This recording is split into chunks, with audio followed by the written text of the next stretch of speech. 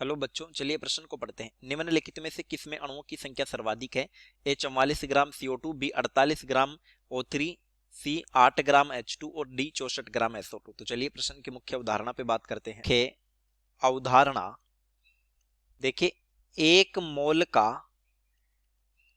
भार जो होता है, अगर एक मोल परमाणु हो तो ये होता है परमाणु भार, और एक मोल अणु हो तो ये कहलाता है अणु भार। अणु भार को बोलते हैं मॉलिक्यूलर वेट, और परमाणु भार होता है एटॉमिक वेट। और एक प्रमुख बात कि एक मोल में जो संख्या होती है ये Na के बराबर होती है अवगाद्रो संख्या के बराबर। अवगाद्रो संख्या, और इसका मान होता है 6.023 गुणा 10 की घात 23। ए में दिया है 44 ग्राम CO2।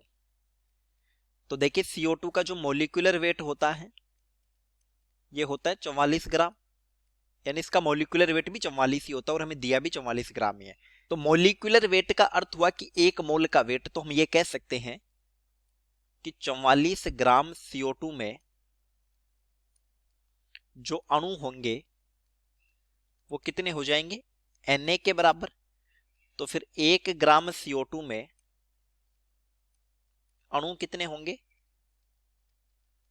Na बटा 44, और हमें दिया भी कितना है? 44। तो 44 ग्राम CO2 में अणु हो जाएंगे Na बटा 44 गुणा 44, तो ये हो गया Na अणु। CO2 के अणु तो हो गए Na। बी में दिया है 48 ग्राम O3। देखिए 48 ग्राम O3 है, और ओजोन जो होता है उसका अणुभार भी 48 ही होता है, क्योंकि ऑक्सीजन का परमाणु द्रव्यमान 16 होता है, तो 16 गुणा 3 48। तो यहां मॉलिक्यूलर वेट भी कितना हो गया? 48 ग्राम। तो यहां पर भी फिर वही Na अणु आएंगे, Na अणु। तो यहां भी Na अणु होंगे, यहां भी Na अणु होंगे। अब देखते हैं 8 ग्राम H2, C है 8 ग्राम H2। तो H2 का जो अणुभार होता है,